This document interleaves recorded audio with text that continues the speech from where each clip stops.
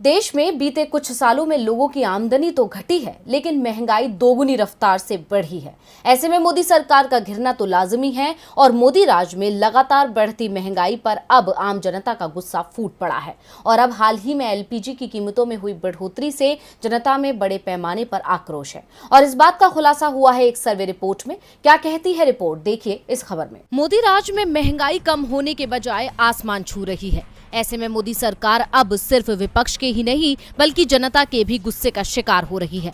खासकर बीते दिनों बिना सब्सिडी वाले घरेलू एलपीजी सिलेंडर की कीमत में 50 रुपए की बढ़ोतरी के बाद से ये नाराजगी ज्यादा बढ़ गई है, क्योंकि एलपीजी की कीमतों में बार बार हो रही बढ़ोतरी, दूसरी जरूरी वस्तुओं की कीमतों में हो रहे इजाफे ने आम लोगों के बजट को बिगाड़ दिया है। अब इन बढ़ती कीमतों के खिलाफ विपक्षी दल विरोध प्रदर्शन कर रहे हैं। साथ ही सत्तारूढ़ बीजेपी पर हमला करते हुए विपक्ष एलपीजी की बढ़ी हुई कीमतों को वापस लेने की मांग कर रहा है।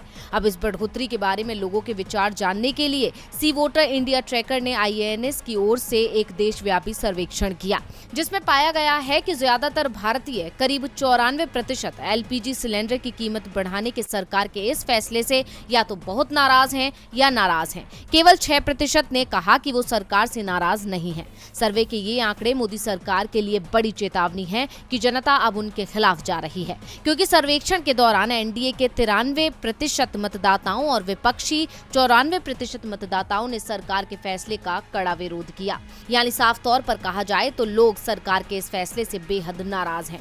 बता दें कि पिछले दिनों हुई 50 रुपए की बढ़ोतरी के बाद एलपीजी सिलेंडर दिल्ली में 1053 रुपए, मुंबई में 1052 रुपए 50 पैसे और चेन्नई में 1068 रुपए 50 पैसे हो गया है। खास बात यह है कि इस साल रसोई गैस की कीमतों में ये चौथी बढ़ोतरी है।